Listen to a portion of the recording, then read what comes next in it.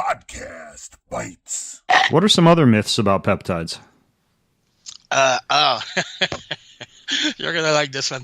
It's the local effect, but mostly with BPC 157 and TB 500. The ones that you would normally like inject subcutaneously around a joint for a local like joint healing effect? Just common sense.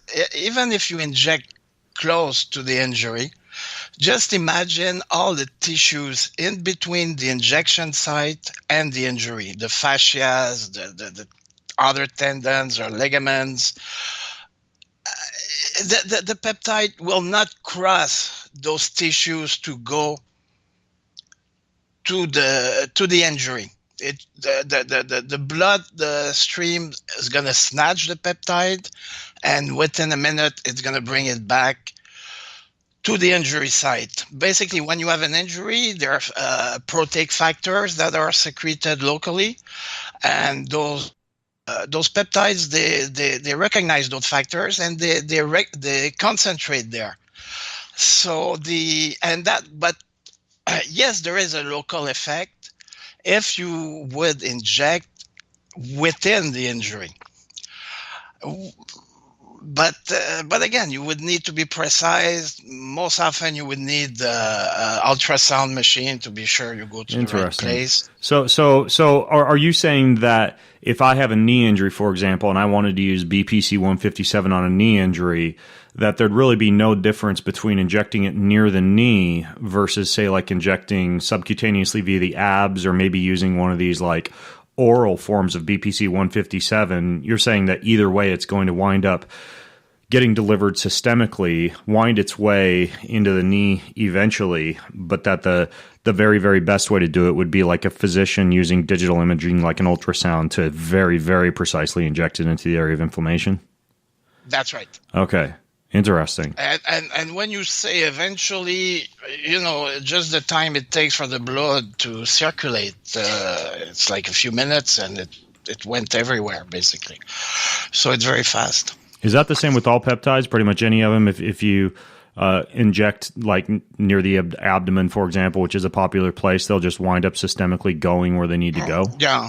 The only exception would be IGF-1. Not the derivate, not the LR3 and those ones, the pure IGF-1. And actually at university, not me, but the biochemist I work with who synthesize them, a few years back, they did some tests or experiments, and they would inject locally. And after a couple of weeks, there would be a little hole where they would inject, because there would be a very local effect on the fat mobilization. So where they would inject, there would be less fat, so it would create little holes. But that would be the only thing. The other extreme, you have the tanning peptide, melanotan. Yeah. You inject everywhere, but you get the tan systemic. It doesn't. Yeah, you get a tan and you get a very, very annoying boner with that one that lasts for a really long time. Which sounds like it'd be great, but it's I've used that peptide before and it's super annoying. Now, not to rabbit hole too much, but regarding this idea of systemic delivery, some of these peptides are now being administered intranasally. Like there's a very popular one called CMAX right now that perhaps you could fill us in on a little bit, but it's used for cognition. I have some. I've used it intranasally.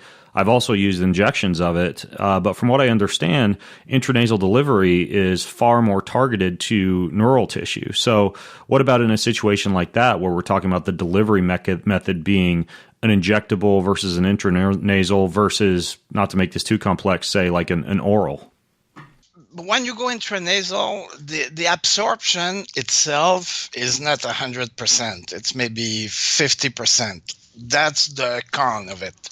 The pro of it is that you have that membrane that separate the inside the nose from the brain cavity. That 50% that crosses will cross to the brain. So if you target the brain, I would say yes, go for intranasal. Okay. Yeah.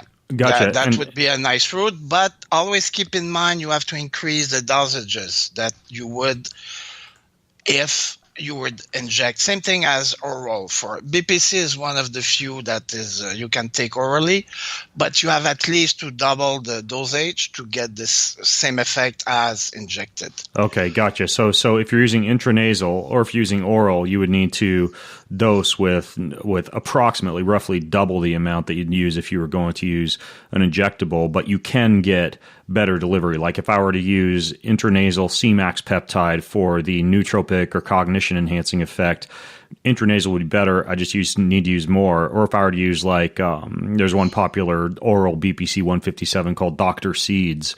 If I were to take that orally, and my normal BPC dosage via injection is say 250 micrograms, I need to use something closer to 500 if I were to use the oral.